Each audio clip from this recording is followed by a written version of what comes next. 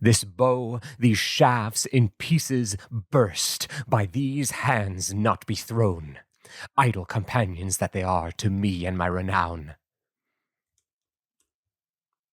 1, 2. To me and my renown. Aeneas said,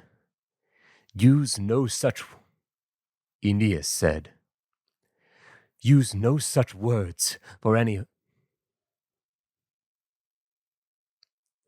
Use no such words, for any other way than this they shall not now be used. Use no such words, for any other way than this they shall not now be used. We first will both assay this man with horse and chariot. Come then, ascend to me, that thou mayst try our Trojan horse, how skilled in field they be, and in pursuing those that fly, or flying being pursued, how excellent they are of foot. And these, if Jove conclude the scape of Tydeus again, and grace him with our flight, shall serve to bring us safely off. Come, I'll be first shall fight. Take thou these fair reins and this scourge. Or if thou wilt, fight thou, and leave the horse's care to me. He answered, I will now descend to fight. Keep thou the reins, and guide thyself thy horse, who with their wonted manger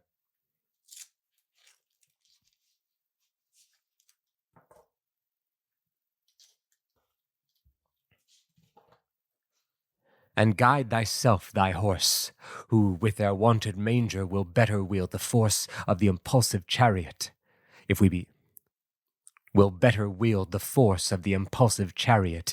be driven to fly, than with a stranger, under whom they'll be much more shy, and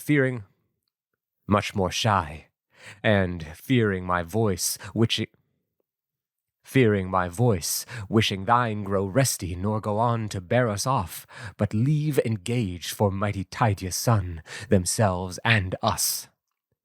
Then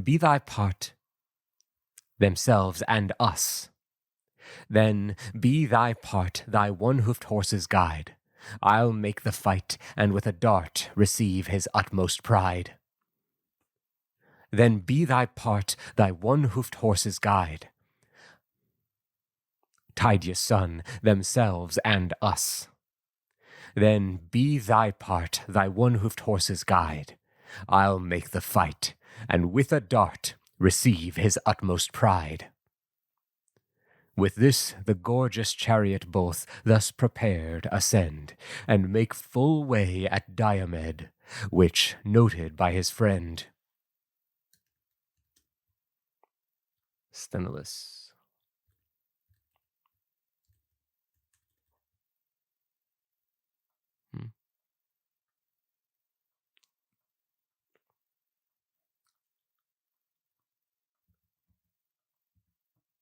A cloud goes by. Atrides, when thou know'st the truth, which, noted by his friend, mine own most loved mind, said he, two mighty men of war I see come with a purposed charge. One's he that hits so far with bow and shaft, Lycaon's son. The other fames the brood of great Anchises, and the queen that rules in amorous blood. Aeneas, excellent in arms, comes up, and use your steeds.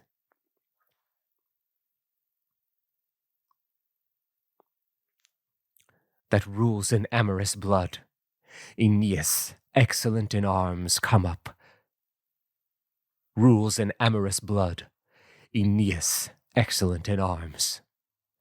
Come up, and use your steeds, and look not war so in the face, lest that desire that feeds the great mind be the bane of it.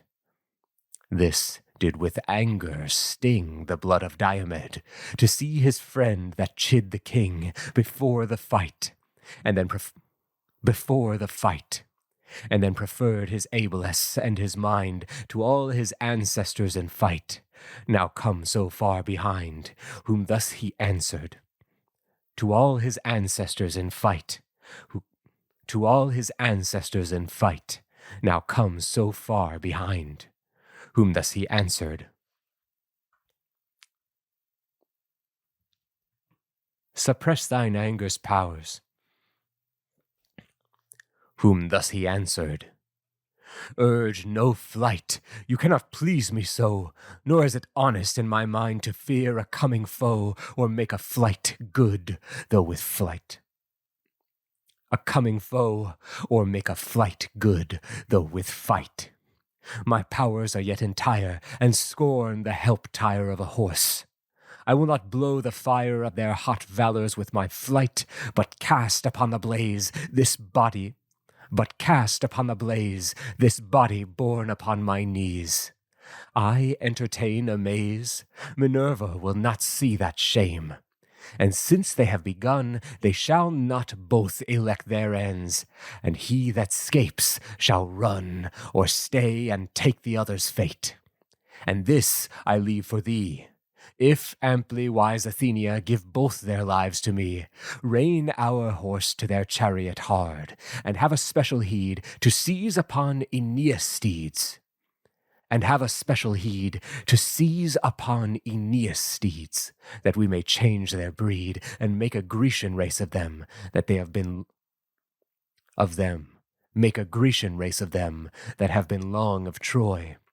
For these are bred of those brave beasts which, for the lovely boy that waits now on the cup of Jove, that far-seeing god, gave Tros the king in recompense, the best that ever trod the sounding centre, underneath the morning and the sun,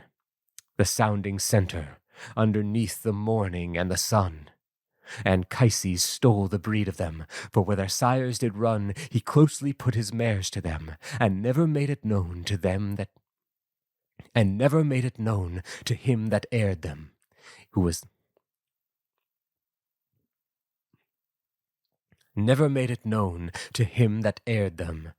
then the king Laomedon. 6 horses had he of that race, of which himself kept 4, and gave the other 2 to his who was then the king Laomedon. 6 horses had he of that race, of which himself kept 4, and gave the other 2 his son, to his son. And these are they that scour the field so bravely toward us, expert in charge and flight. If these we have the power to take, our prize is exquisite, and our renown will far exceed. While these were talking thus, the fired horse brought the assailants near. And thus spake Pandarus. Most suffering-minded Tydeus' son, that hast the war, Tydeus' son, that hast of war the art, my shaft that struck thee slew thee not. I now will prove a dart. I now will prove a dart. This said, he shook, and then he threw a lance aloft and large, that in Tydides' curate stuck, quite driving through his targe. Then brayed he out so wild a voice, that all the field might hear.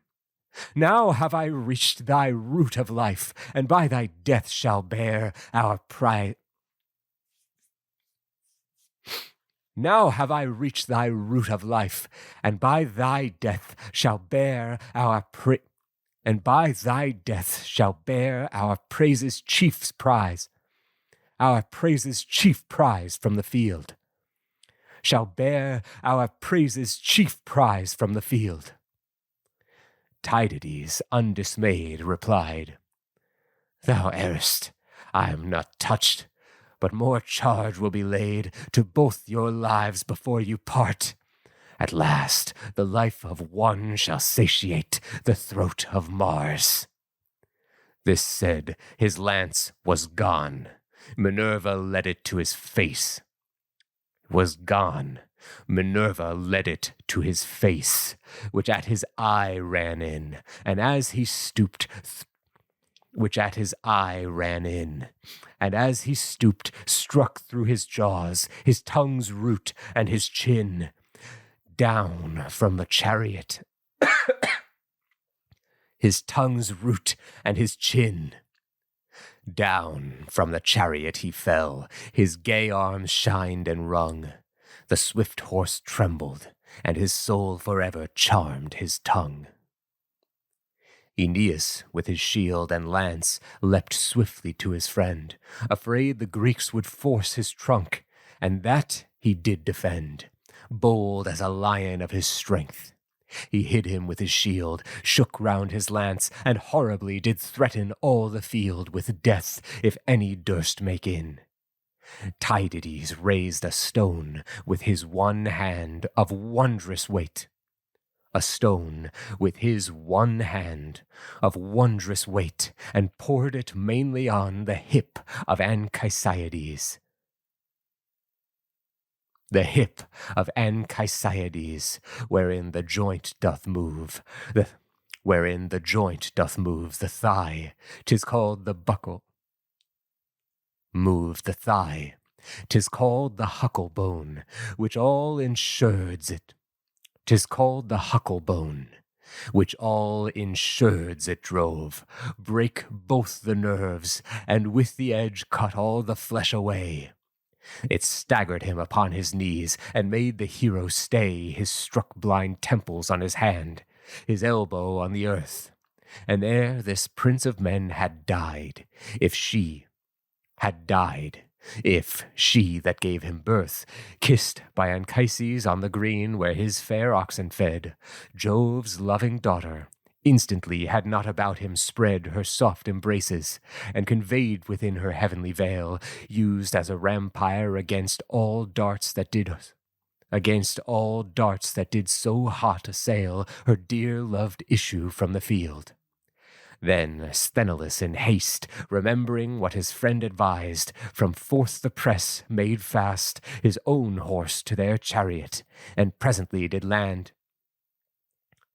to their chariot, and presently laid hand upon the lovely coated horse Aeneas did command, which, bringing to the wondrous Greeks, he did their guard commend to his beloved Deipolus, who was his inward friend, and of his equals one to whom he had most honor shown, that he might see them safe at fleet. Then stepped he to his own, with which he cheerfully made in to Tydeus' mighty race.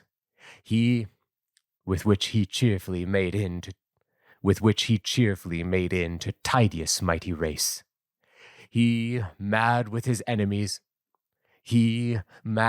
great enemy's rape, was hot in desperate chase of her that made it, with his lance armed less with steel than spite, well knowing her no deity that had to do in fight, Minerva his great patroness, nor she that raceth towns, Bellona, but a goddess weak and foe to men's renowns. Her through a world of fight pursued, at last he overtook, and thrusting up his ruthless lance, her heavenly veil he struck.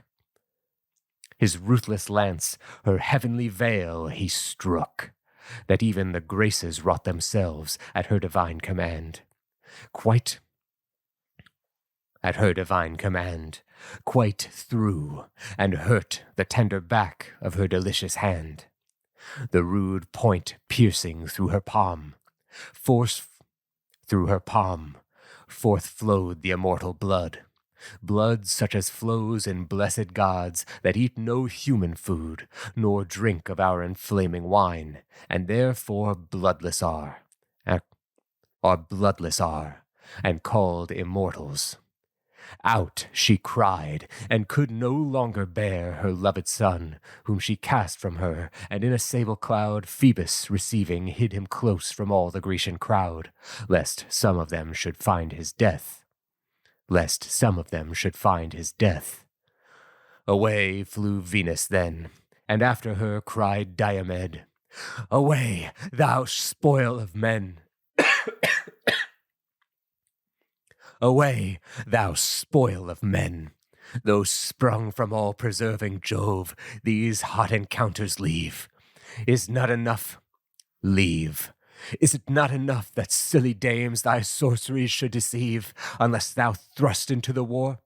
Should deceive, unless thou thrust into the war, and rob a soldier's right? I think a few of these assaults will make thee fear the fight, fear the fight, wherever thou shalt hear it named. She signing. Signing. Wherever thou shalt hear it named. She, signing, went her way, extremely grieved, and with her griefs her beauties did decay, and black her ivory body grew. Then from a did decay, and black her beauties did decay, and black her ivory body grew. Did decay, and black her ivory body grew. Then from a dewy mist breaks swift-foot Iris to her aid, from all the darts that hissed at her quick rapture, and to Mars they took their plaintive course, and found him on the fight's left hand, by him his speedy horse. Fight's left hand, by him his speedy horse, and huge lance lying in a fog. The queen of all things fair, her loved brother on her knee. Of all things fair, her loved brother on her knees besought with instant prayer. Her loved brother on her knees besought with instant prayer. Of all things fair, her loved brother on her knees besought with instant prayer. Of all things fair, her loved brother on her knees besought with instant prayer. His golden ribbon bound maned horse. First of all, ribband.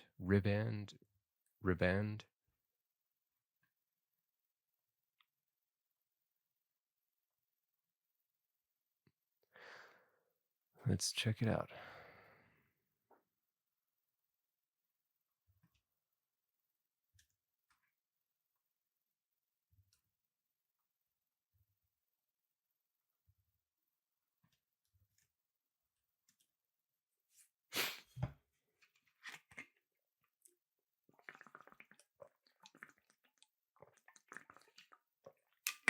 Ribband. An antiquated spelling of a ribbon.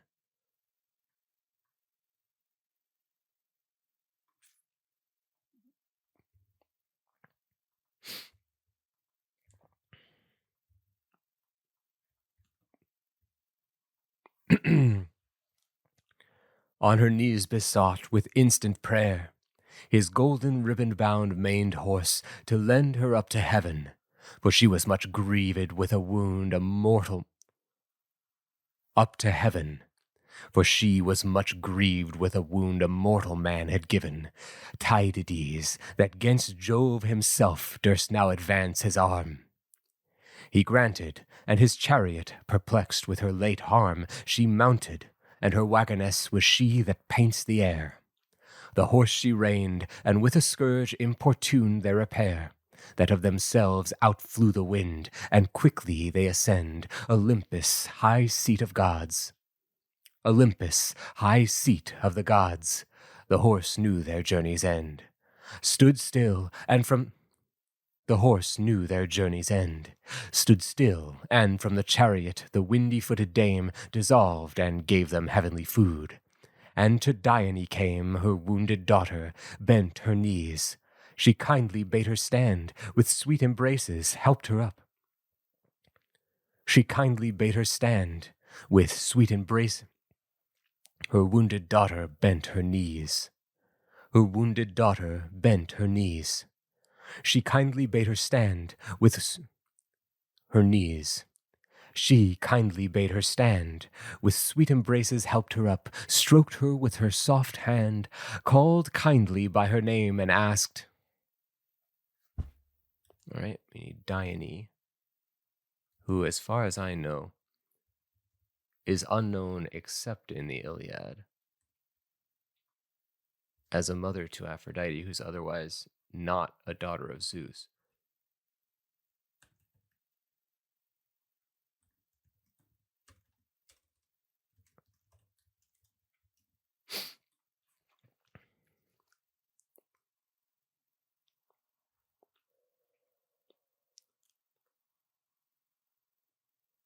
With sweet embraces helped her up, stroked her with her soft hand, stroked her with her soft hand, called kindly by her name, and asked, What god hath been so rude, sweet?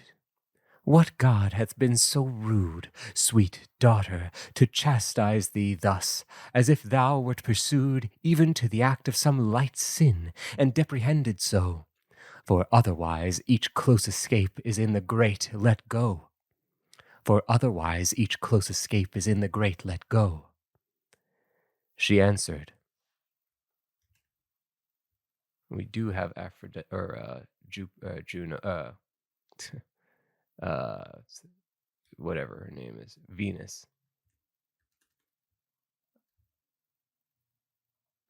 Hard to keep straight the Roman names sometimes. Madame, my lord calls for you. I think it'd be interesting if we gave her like if her beauty is affected by the wound, maybe she's like lost some of her grace in speaking to. Madame, my lord calls for you. You must needs make all your haste. Is in the great. Called kindly by her name and asked, What god hath been so rude, sweet daughter, to chastise thee thus, as if thou wert pursued even to the act of some light sin, and deprehend it so? For otherwise each close escape is in the great let go. For otherwise each close escape is in the great let go. She answered, Haughty Tydeus' son hath been so insolent, since he whom most my heart esteems, of all my love descent, I rescued from his bloody hand. Now battle is not given to any Trojans by the Greeks, but by the Greeks to heaven. She answered, Daughter. She answered. She answered. She answered. She answered. She answered. She answered. Daughter, think not much, though it grieve thee. Use the patience whereof many gods examples may produce in many bitter ills received, as well that men sustain by their inflictions as by men repaid to them again.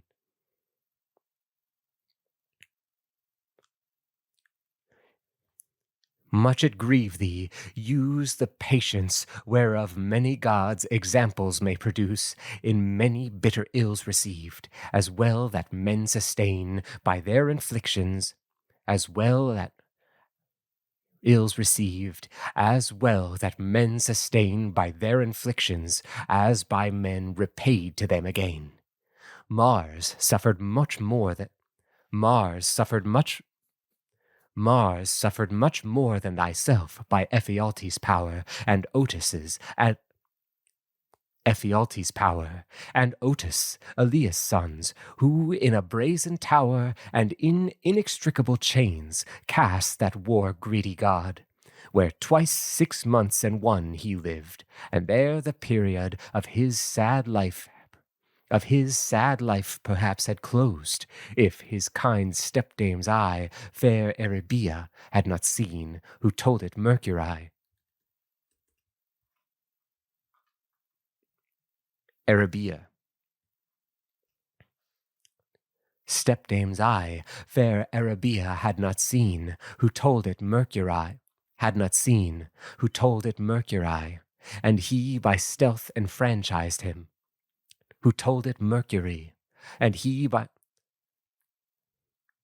of his sad life perhaps had closed, if his kind stepdame's eye fair Arabia had not seen, who told it Mercury, and he by stealth enfranchised him, though he could scarce enjoy the benefit of franchisement, the chains did so destroy his vital forces with their weight.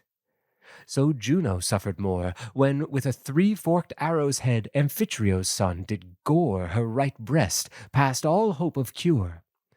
Pluto sustained no less by that self-man,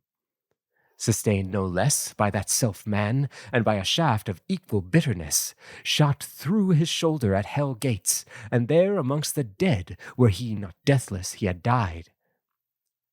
And there amongst the dead, were he not deathless, he had died.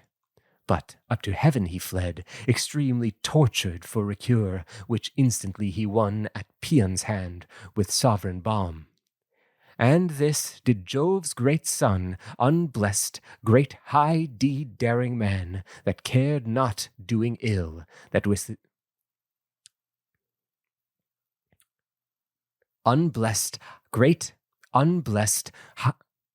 Jove's great. And this did Jove's great son, unblessed, great high deed daring man, that cared not doing ill, that with his bow durst wound the gods. But by Minerva's will, thy wound the foolish Diomed was so profane to give, not knowing that he fights. By Minerva's will, thy wound the foolish Diomed was so profane to give, not knowing he that fights with heaven hath never long to live, and for this deed he shall never have child about his knee to and for this deed he shall never have child about his knee to call him father coming home. Besides, hear this from me, strength-trusting man, though thou be strong, and art in strength a tower, take heed a stronger meet thee not, and that a woman's power contains not that superior strength, lest that woman be Adrastus' daughter, and thy wife the wise Aegiale.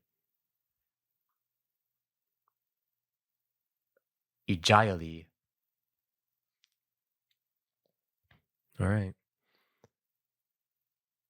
The superior strength, and lest that woman be Adrastus' daughter, and thy wife the wise Aegiale, when from this hour not far she wakes, even sighing with desire, to kindle our revenge on thee with her enamoring fire, in choosing some fresh young friend, and so drown all thy fame. Won here in war, in her court peace, and in an opener shame. This said, with both her hands she cleansed the tender back and palm of all the sacred blood they lost, and, never using balm, the pain ceased, and the wound was cured of this kind queen of love. Juno and Pallas, seeing this, essayed to anger Jove, and quit his late made mirth with them, about the loving dame, with some sharp jest, in like sort built upon her present shame. Grey-eyed Athenia began, and asked the Thunderer, if nothing moving him to wrath, she boldly might prefer what she conceived to his conceit, and staying no reply, she bade him view the Cyprian fruit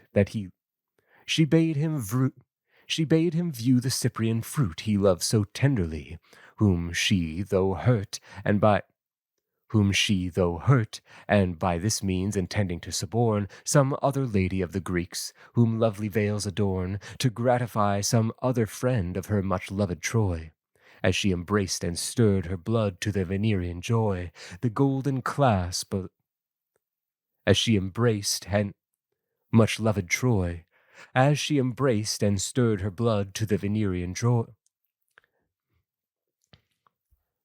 her much-loved Troy, as she embraced and stirred her blood to the Venerian joy, the golden clasp those Grecian dames upon their girdles wear, took hold of her delicious hand, and hurt it, she had fear. The Thunderer smiled, and called to him love's golden arbitress, and told her those rough works of war were not for her excess. She should be making marriages, embracings, kisses, charms.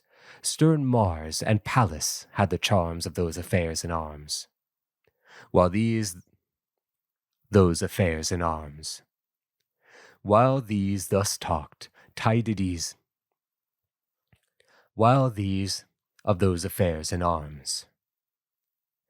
While these thus talked, Tydides' rage still thirsted to achieve his prize upon Anchises' son, though well he did perceive the sun himself protected him.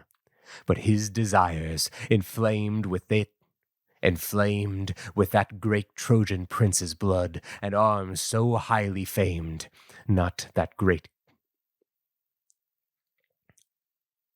But his desires, inflamed with that great Trojan prince's blood, and arms so highly famed, not that great god did reverence. Thrice rushed he rudely on, and thrice betwixt his darts and death the sun's bright target shone.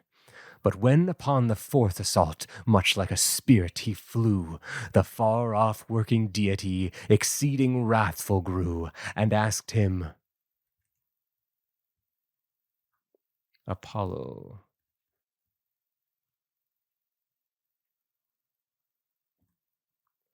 turn head, ye well-rowed peers of Troy.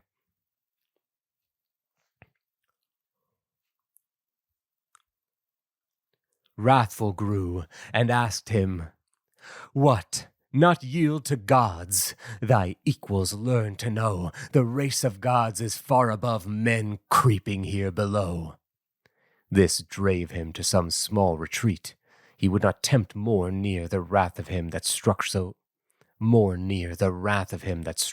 far, whose power had now set clear Aeneas from the stormy field, within the holy place of Pergamus, where to the hope of his so sovereign grace a goodly temple was advanced, in whose large inmost part he left him, and to his supply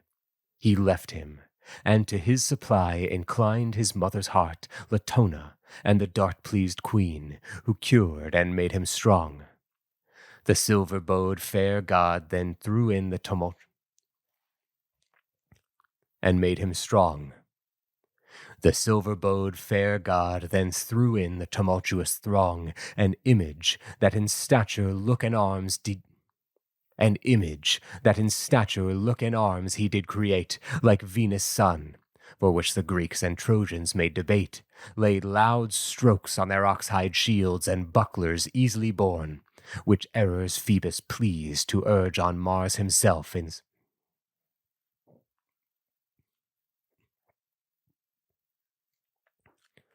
Greeks and Trojans made debate, laid loud strokes on their ox-hide shields and bucklers easily borne, which error Phoebus pleased to urge on Mars himself in scorn.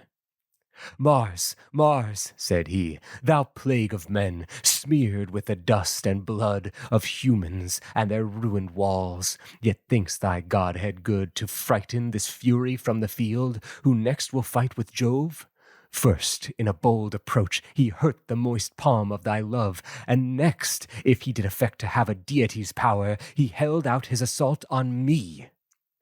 This said, the lofty tower of Pergamus he made his seat, and Mars now did excite the Trojan forces, in the form of him that led to fight the Trojan forces, in the form of him that led to fight the Thracian troops, swift Acamas. Let's see. I think we have a Mars. No. Okay.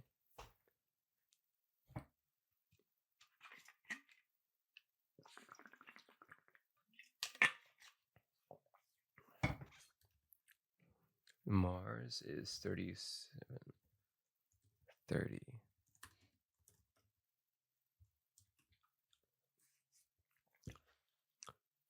Fight the Thracian troops, swift Acamas. O Priam's sons, said he, how long the slaughter of your men can ye sustain to see?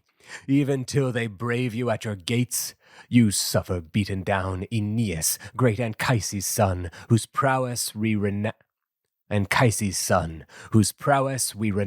as much as Hector's. Fetch him off from this contentious prise. With this, the strength and spirits of all his courage did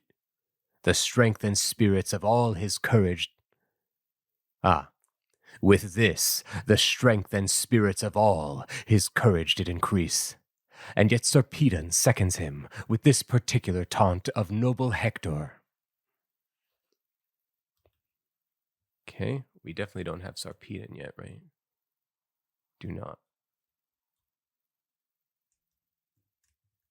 39.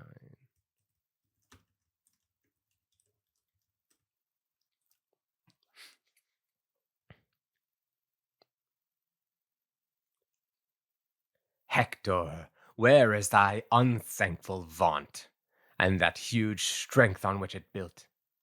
Hector, where is thy unthankful vaunt, and that huge strength on which it built? And thou and thy allies, with all thy brothers. Hector, where is thy unthankful vaunt? Hector, where is thy unthankful vaunt, and that huge strength on which it built, that thou... All right, let's do that.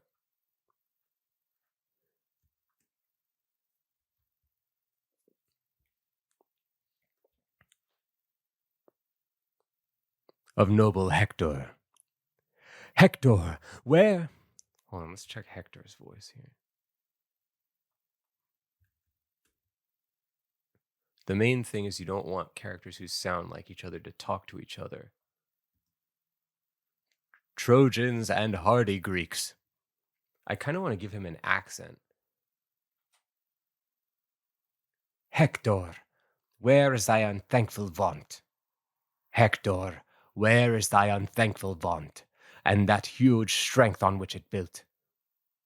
I don't know.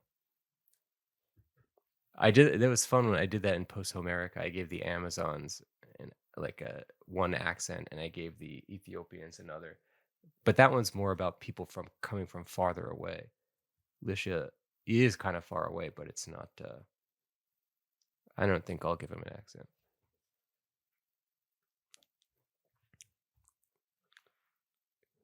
With this particular taunt of noble Hector. Hector, where is thy unthankful vaunt, and that huge strength on which... Unthankful vaunt, and that huge strength on which it built, and thou... Actually, I kind of like this, even though it has a slight accent to it. Of noble Hector. Hector, where is thy unthankful vaunt, and that huge strength on which it built, that thou and thy allies, with all thy brothers, without aid of us or our supplies, and troubling not a citizen, the city safe would hold. In all which friends and brothers' helps I see not, nor am told of any one of their exploits, but all held in dismay of Diomed, like a sort of dogs that at a lion bay, and entertain no spirit to pinch. We, your assistants here, fight for the town as you helped us. Fight for the town as you helped us, and I, an aiding peer, and I, an aiding peer, no citizen, even out of care that doth become a man, for men and children's liberties, aid all the aid liberties, add all the aid I can, not out of my particular cause, for hence my profit grows, for far hence Asian Lycia lies, where gulfy Xanthus flows, and where my loved wife,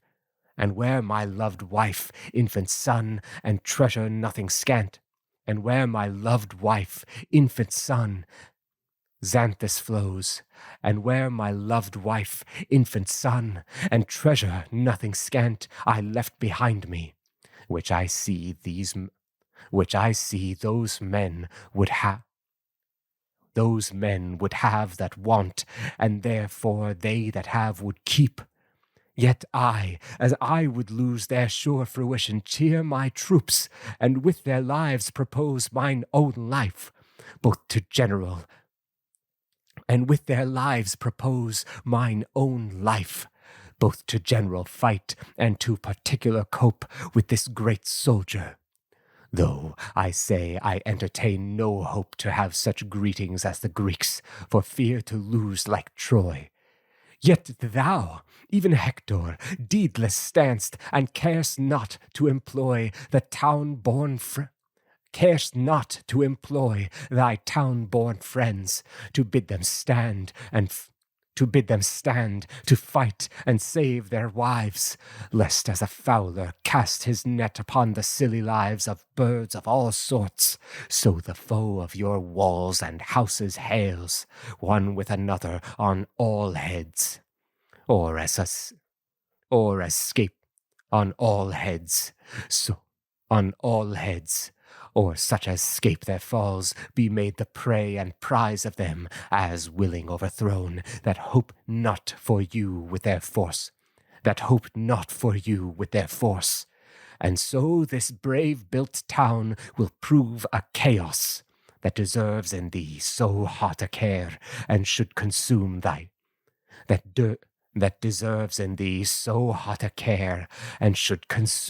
days and nights, to hearten and prepare the assistant princes, pray their minds to bear their far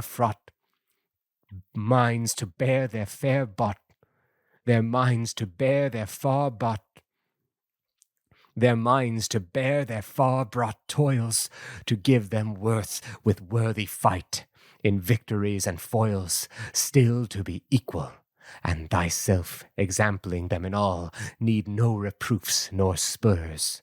All this in thy free choice should fall.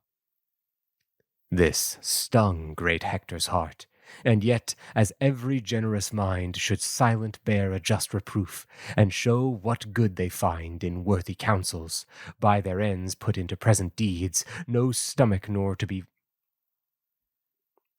in worthy counsels, by their ends put into present deeds, and show what good they find in worthy counsels, by their ends put into present deeds, not stomach nor be vainly shamed. So Hector's spirit proceeds, and from his chariot, wholly armed, he jumped upon the sand. On foot, so toiling through the host, a dart in either hand, and all hands turned against the Greeks. The Greeks despised their worst, and thickening their instructed powers, expected all they durst.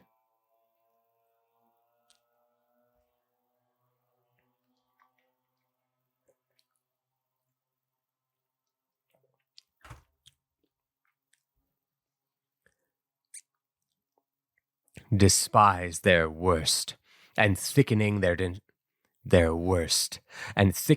instructed powers, expected all they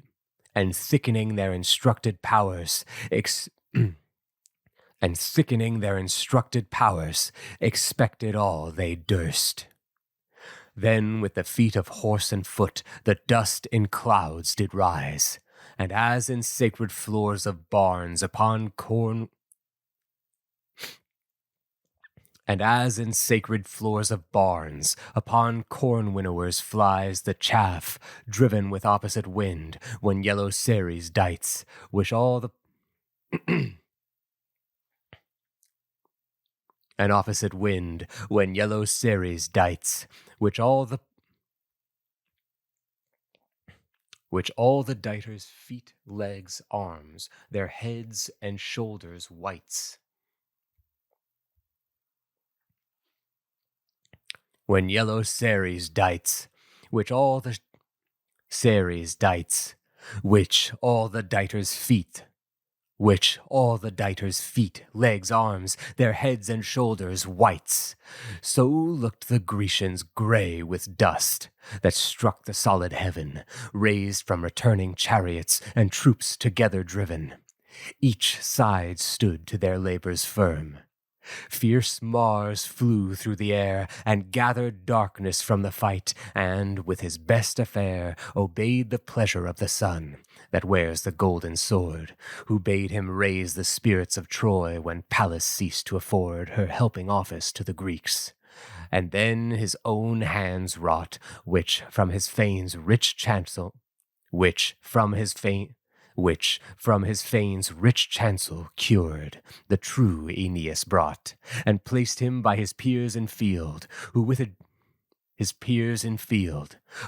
joy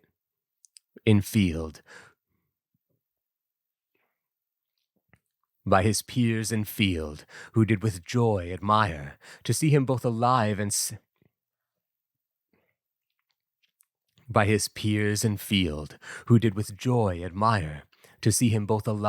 safe, and all his powers entire.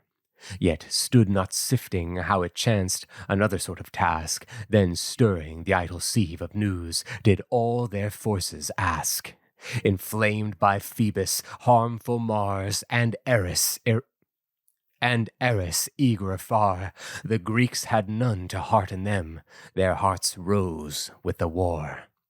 But chiefly Diomed, Ithacus, and both the Ajaces used stirring examples and good words. Their own fames had infused spirit enough into their bloods, to make them neither fear the Trojans' force nor fate itself, but still expecting were, when most was done, what would be more. Their ground they still made good, and in their silence and set powers, like fair still clouds they stood, with which Jove crowns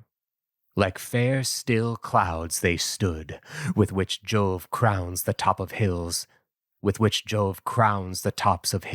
in any quiet day, when Boreas and the ruder winds that used to drive away air's dusky vapors, being loose in many a whistling gale, are pleasingly bound up and calm, and not a breath exhale. So firmly stood the Greeks, nor fled for all the Ilians' aid. Atrides yet coasts through the troops, confirming Ilians' aid. Atrides yet coasts through the troops, confirming men so staid. "O friends," said he, "hold up your minds. Strength is but strength of will. Reverence each other's good in fight, and shame at things done ill. Where soldiers show an honest shame, and love of honor lies that ranks men with the first in fight, death fewer liveries gives than life, or than where fame's neglect makes cowards fight at length, makes cowards fight at length. Flight neither both the body grace, nor shows the mind hath strength.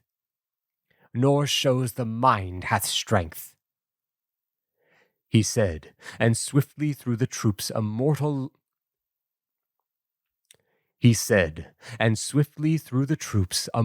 lance did send, that reft a standard-bearer's life, renowned Aeneas' friend, Diacoon Pergacides,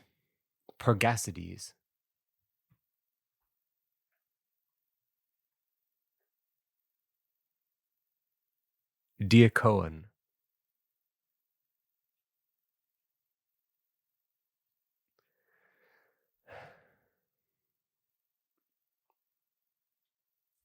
I don't have that in there, but I'm going to say it's Pergacides.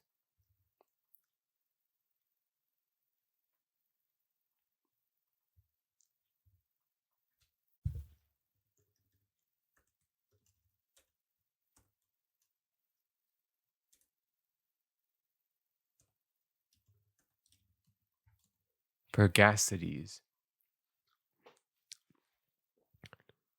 A standard bearer's life.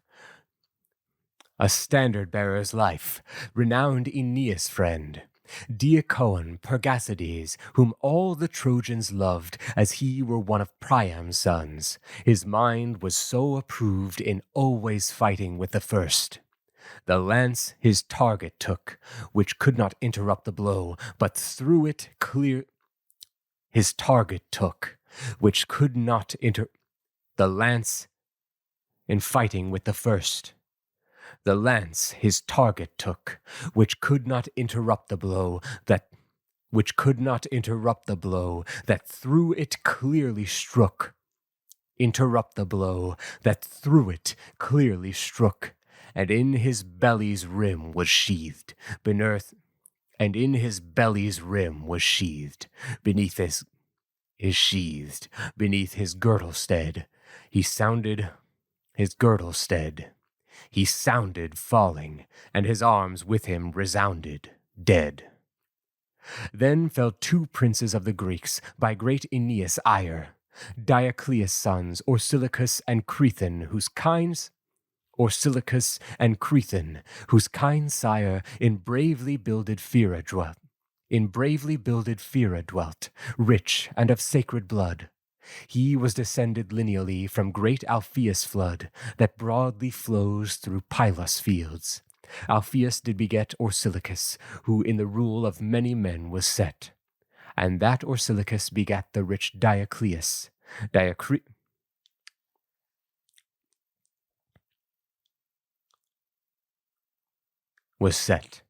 And that Orsilochus begat the rich Diocleus. Diocleus, sire to Crethen, was, and this. Diocleus. Let's check the name on that. Diocleus. It seems like the way the rhyming scheme works, you would think it would be begat the rich Diocleus, but that doesn't sound correct. Orsilochus begat the rich Diocleus. Diocleus sire to Crethen was, and this Orsilochus. Both these arrived at man's estate, and this Orsilochus. Both these arrived at man's estate, and both at man's estate. With both the Atreides went. To honor. With both the Atreides went to honor them in the Ilian wars, and both were one way sent to death as well as Troy, for death hid both in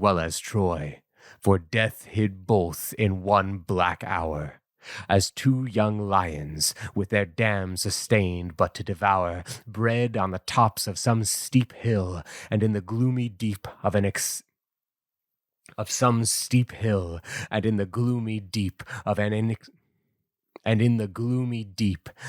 inaccessible wood, rush out and prey on sheep, steers, oxen, and destroy men's stalls so long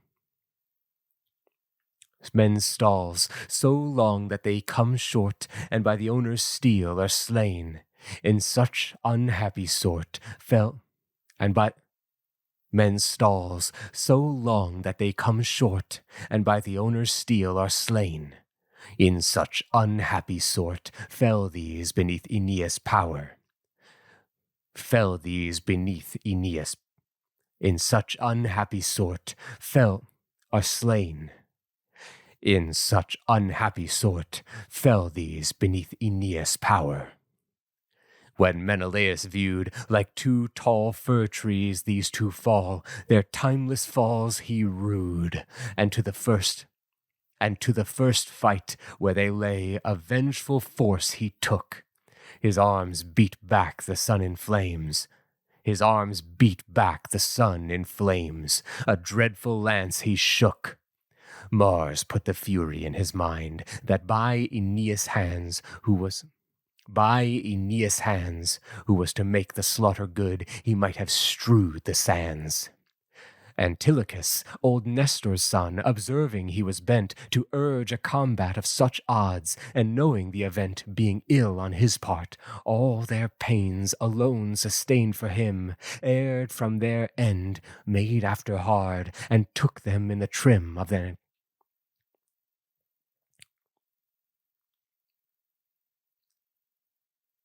combat of such odds, and knowing the event being ill on his part, all their pains alone sustained for him, erred from their end, made after hard, and took them in the trim of an encounter. Both their hands and darts advanced, and shook, and both pitched in full stand of charge, when suddenly the look of Anchises took note of Nestor's valiant son, in full charge too, which 2-1 made Venus issue shun the hot adventure.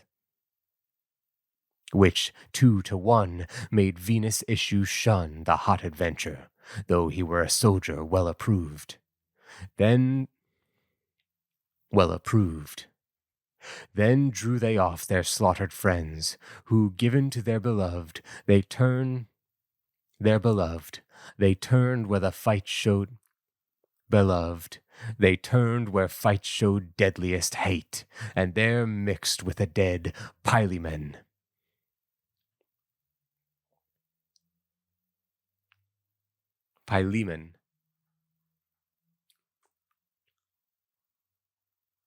Maidan.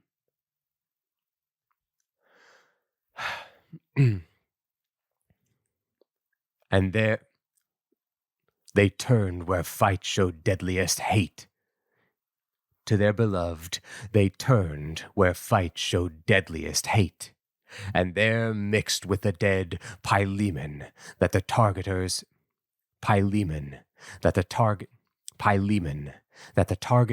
of Paphlagonia led. A man like Mars, and with him fell good Maidan, that did guide his chariot, Atimnus' son.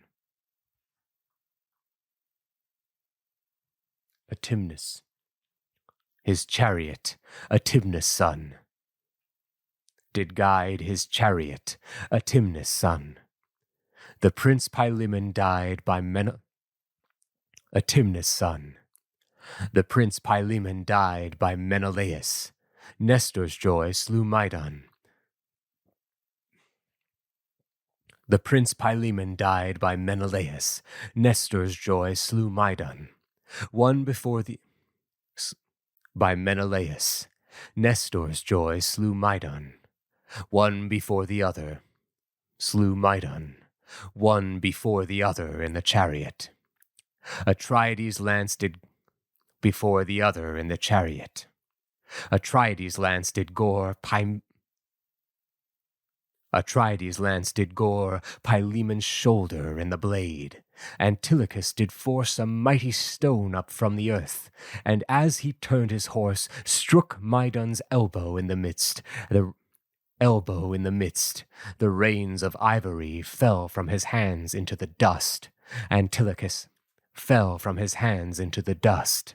Antilochus let fly his sword withal, and rushing in, a blow so deadly laid upon his temples that he groaned, tumbled to earth, and stayed a mighty while, preposterously, because the dust was deep upon his neck and shoulders there, even till his foe took keep of his prized horse, and made them stir, and then he prostrate fell. His horse took Antilochus. Fell. His horse Antilochus took home. When Hector had heard tell amongst the uproar of their deaths, he laid out. When Hector had heard tell amongst the uproar of their deaths, he laid out all his voice and ran upon the Greeks. Behind came many men of choice. Before him marched great Mars himself, matched with his female mate, the dread Bellona. She brought on to fight for mutual fate a tumult that was wild and mad. Behind would make the chance. A tumult that was wild and mad. He shook a horrid lance, and now led Hector, and anon behind would make the chance. The sight when great Tydides saw, his hair stood upon end. And him whom all the skill and power of arms did late attend, now like a man in counsel poor, that travelling goes amiss, and having passed a boundless plain, not knowing where he is, comes on the sudden where he sees a river rough, and raves with his own billows ravished into the king of waves, murmurs with foam, and frights him back. River roughs and raves with his own billows, ravished into the king of waves, murmurs with foam, and frights him back. So he, amazed, retired, and thus would make good his amaze. O friends, we all admired great Hector as one of himself. Great Hector, as one of himself, well darting, bold in war, when some god guards him still from death, and makes him dare so far. Now, bold in war, when some god of himself, well darting, bold in war, when some god guards him, bold in war. When some god guards him still from death, and makes him dare so far. Now Mars himself, formed like a man, is present in his rage, and therefore whatsoever cause importunes you to wage, whatsoever cause importunes you to wage war with these Trojans, never strife, but gently take your rod, lest in your bosoms for a man ye ever find a god.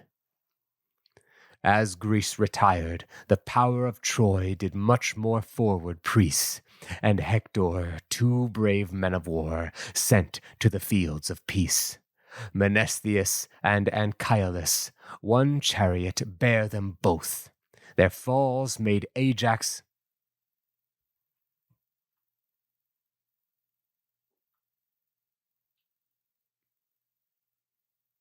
Anchialus, Amphius,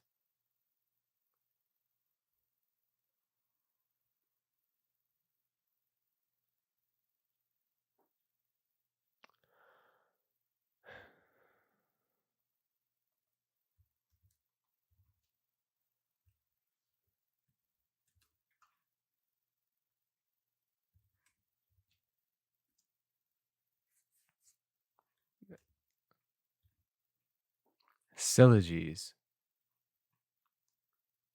Selages,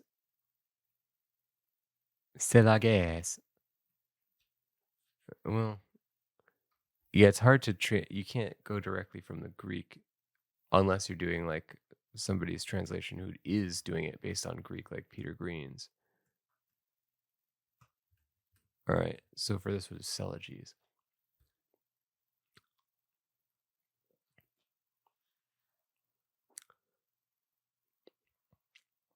As ever ye find a god. As Greece retired, the power of Troy did much more forward press, and Hector 2 brave men of war sent to the fields of peace. Menestheus and Anchialus, Menestheus and Anchialus, 1 chariot bare them both. Their falls made Ajax Telamon, ruthful of heart and wrath, who lightened out a lance that smote Amphius Selages, that dwelt in Pissos, rich in lands, and did huge goods possess. but fate to Priam and his sons conducted his supply. The javelin on his goods possess, but fate to Priam and his sons conducted his supply. The javelin on his girdle struck, and pierced mortally his belly's lower part. He fell, his arms had looks so trim, that Ajax needs would prove their spoil. The Trojans poured on him whole storms of lances, large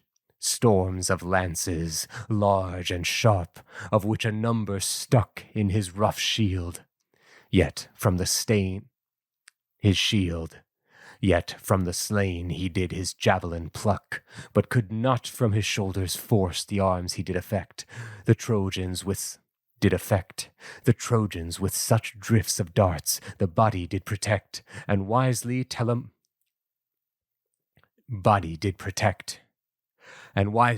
Telamonius feared their valorous defense. So many and so strong of hand stood in with such expense of deadly prowess, who repelled, though big, strong, bold he were, the famous Ajax and their friend did from his rapture.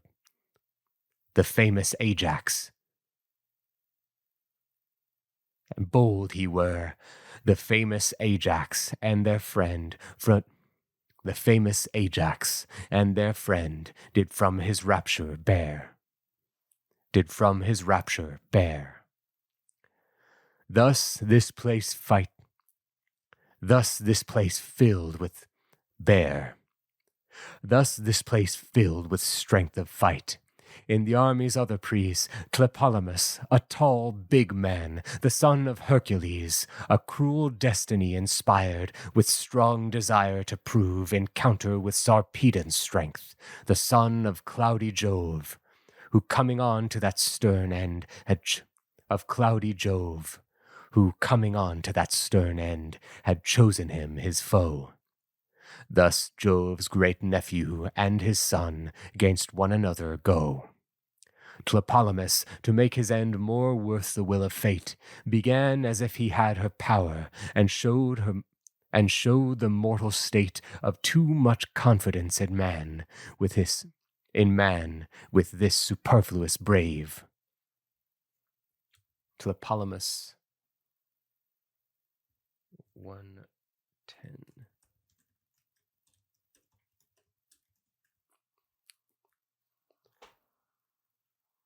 Sarpedon, what necessity or needless humor with this superfluous brave? Sarpedon, what necessity or needless humor drave thy form to these wars, which in heart I know thou dost abhor? Superfluous brave. Sarpedon, what necessity or needless humor drave thy form to these wars, which in heart I know thou dost abhor? A man not seen in deeds of arms, a Lycian counselor? They lie that call thee son to Jove, since Jove bred none so late. The men of elder times were they that his high power begat, such men as had Herculean force. My father Hercules was Jove's true issue. He was bold, his deeds did well express, they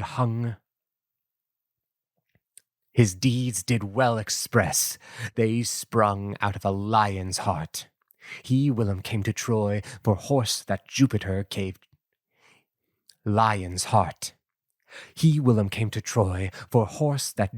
gave Tros for Ganymede his boy, with 6 ships only, and few men, and tore the city down, left all her broad ways desolate, and made the horse his own.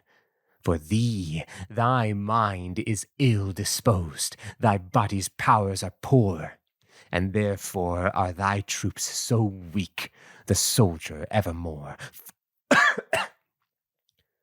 Thy troops so weak, the soldier evermore follows the temper of his chief, and thou pulse down aside.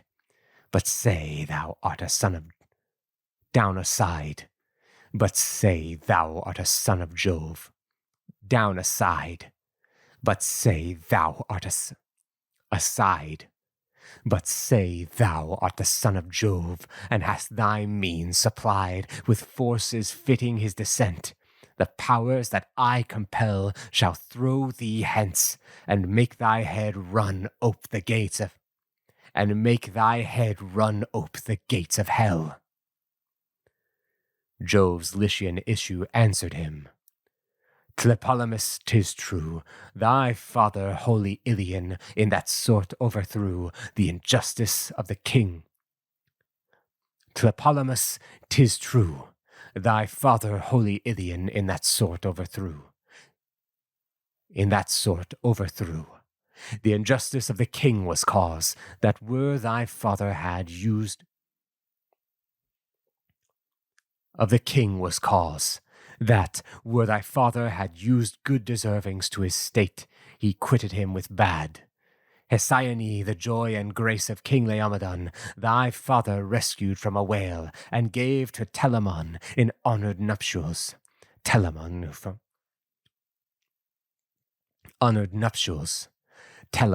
from whom your strongest Greek boasts to have issued. Telamon, from whom your strongest Greek boasts to have issued. And this grace might well expect the like. Yet he gave taunts for thanks, and kept against his oath. His horse. And therefore both thy father's strength and justice might enforce the weak. He took on Troy. But this and thy cause differ far. Sons seldom air their father's worths. Thou canst not make his war. What thou assumest for him is mine to be on thee imposed. With this he threw an ashen dart, and then Tlepolemus loosed another from his glorious hand. Both at one instant flew. Both struck, both wounded. Both at one instant flew. Both struck, both wounded. From his neck Sarpedon's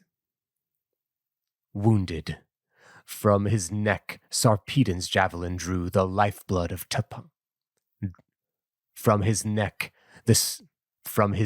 Sarpedon's javelin drew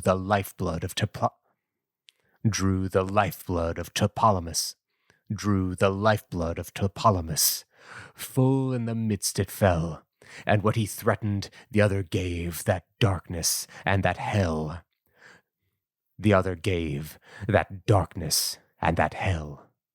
Sarpedon's left thigh took the lance, it pierced the solid bone, and with his raging head ran through. But Jove preserved his son.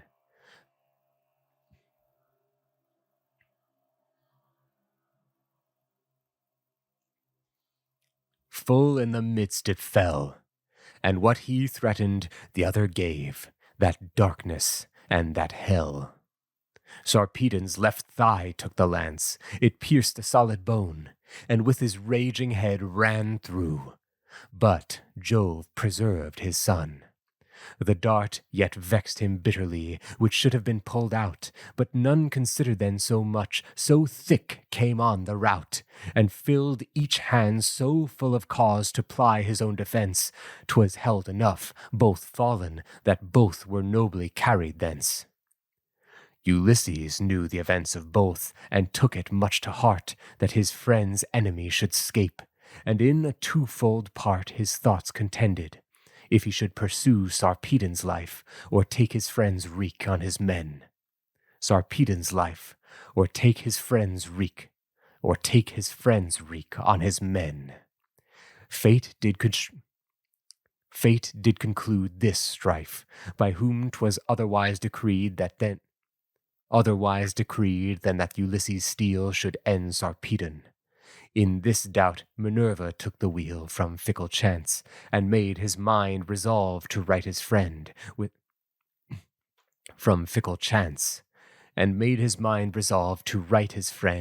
that blood he could surest draw. Then did revenge extend her full power on the multitude. Then did revenge extend her full power on the multitude. Then he did never miss Alastor, Halius, Chromius, Noemon, Pyrtinus, Alcander, and a number more he slew, and more had slain, if Hector had not understood whose power made amain.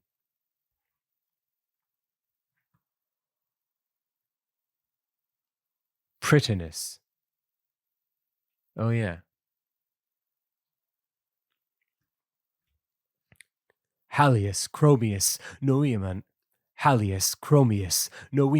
Prytanis, Alcander, and a number more he slew, and more had slain, if Hector had not understood whose power made in amain, and struck fear through the Grecian troops, but to Sarpedon gave hope of full rescue, who thus cried, O Hector, help and save my body from the spoil of Greece, that to your loved town my friends may see me born, and then let earth possess her own in this soil, for whose sake I left my countries, for no day shall ever show me that again, nor to my wife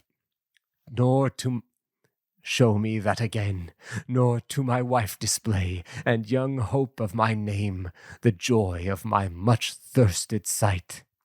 All which I left for Troy, for them let Troy then do this right. For them let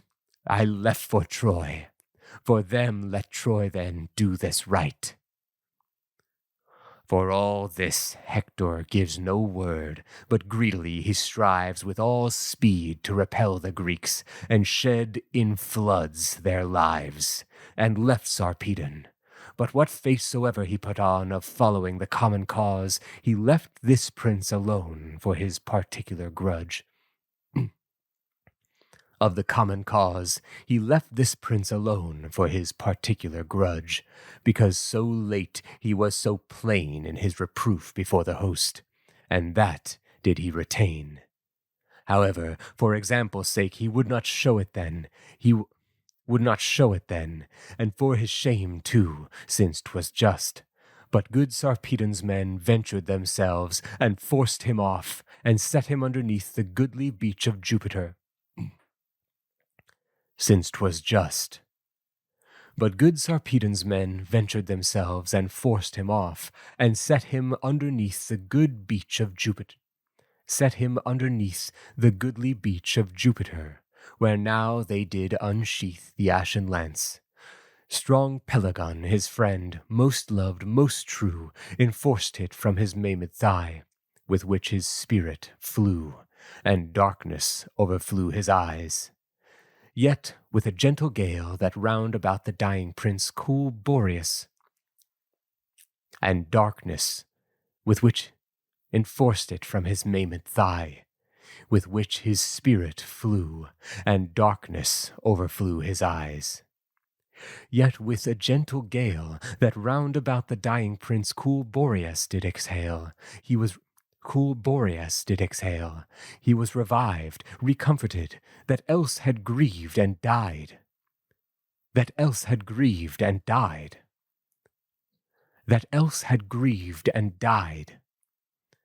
All this time had grieved and died.